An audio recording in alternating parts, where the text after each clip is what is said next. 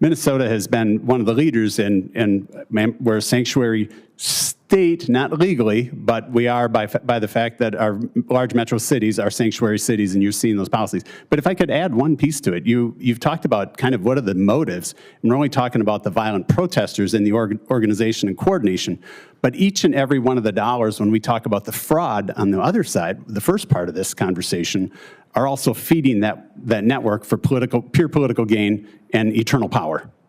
So Mr. Talkoff, you also mentioned that the Secretaries of State facilitate this by allowing people to register their businesses. Somebody's trained these people to do this, right? I mean, I guess a bunch of people could have the same idea, but my guess is somebody somehow is being trained to go to the Secretary of State, register as a business, claim you have all these kind of employees, and this is how you commit fraud in all these programs. I mean, would you dispute that? No. The fundamental issue is when we look at fraud, we look at it as a country through a program, whether it be EBT, unemployment insurance. And what happens is the criminals look at it nationally, not statewide. And by setting it up the way we have it set up, we allow them to share their quote-unquote sauce. And whether it's unemployment insurance fraud, EBT fraud, healthcare fraud, they share that across the country and they work at scale.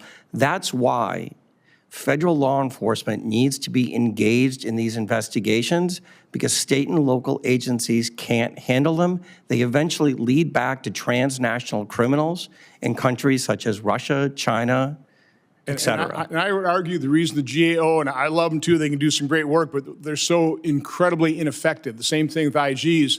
They're not actually looking at the true perpetrators of this fraud.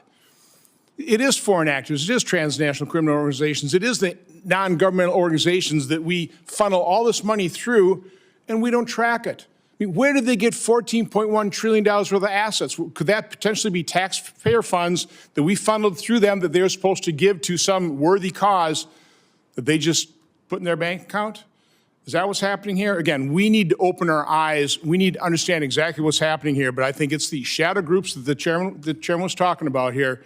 They need to be fully investigated, and we need to understand exactly what's happening. This is far more than a couple one-offs or an outrageous example of Minnesota. This is endemic. This is persistent, and this is costing American taxpayers probably at least $1 trillion out of the $7 trillion we overspend every year. Thank you, Mr. Chairman. Thank you, Senator Johnson. Senator Cornyn, let me just come back to you. I want to get a handle here on just the scale of the fraud in Minnesota. We talked about the dark money groups funding much of what's going on the ground, but let's just get a handle here on the scale of the fraud. You are a member, I want to get this right, of the the Office of the Legislative Auditor. So, I'm sorry, go ahead. Mr. Chair, of the Legislative Audit Commission. Audit Commission, got you. You oversee the Office of the Legislative Auditor. Okay, got it. So you've got access to all of this information. Give me your best estimate based on the information you've seen, the audits you've seen. How many of the agencies, 20 or so agencies, I think in the state of Minnesota, public agencies, how many have rampant fraud? All of them are wrapped up in some sort that can issue. There's 20 primary state agencies in state law. Of the largest, there are 10 of our largest primary agencies. Many of the nonprofits receive grants and funding from all 10 agencies. If you had to put a number on it, based on what you've seen, your work, your investigations, the audits that you've seen, what do you think the total losses are to Minnesotans in terms of fraud? I think the conservative number is what our federal investigators have determined. Of just the 14 Medicaid programs, that half of all of it would be about $9 billion.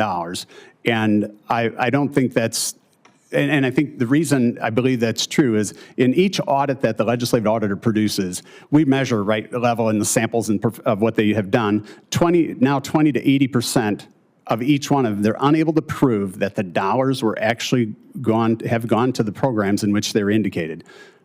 $9 billion. How much of this money has left Minnesota for overseas? Well, I arrived in 2017. The Child Care Assistance Program fraud, for which the program, I believe, is $130 million. The whistleblowers proved or showed us that they believe $100 million of that was fraudulent. We had a whistleblower come forward, actually publicly, and at that time we also discovered something new to me, which is the Hawley process of the movement of cash through our airports in Minneapolis, St. Paul. And what I've come to learn, in that year, it was just coincidentally $100 million in fraud, suspected fraud, and $100 million went out in cash through the Minneapolis-St. Paul airport. I've learned that. Tell us how that worked. $100 million in cash through the airport. In suitcases, back then it was $1 million at a crack. And so I've learned that in the year before, it was about $74 million. Secretary Bessent I've tried for 2.5 years to get that number because I wanted to get a view of how many excess dollars are sent out from the program, from the community that's sending them. And in the last 2 years, it was $340 million each year. And so if you look at it, it's about a 25% increase over this period from 2017. That's $1.8 billion in cash. And I don't think the average citizen who works for their money understands how complicated it is to ship or to obtain $6 to $7 million of cash every single week of the year. And our federal government certainly must have been aware of it and has done nothing to look at it. But that's just all but about 130 million, I think, is originated out of Minnesota. You know, but what every American taxpayer absolutely understands is their federal tax money being taken on suitcases out of this country to go heaven knows where. I mean, if that's not infuriating, I don't know what is. And the fact that it is systemic in Minnesota, and probably to your testimony, Mr. Talcove, probably systemic in a lot of other places.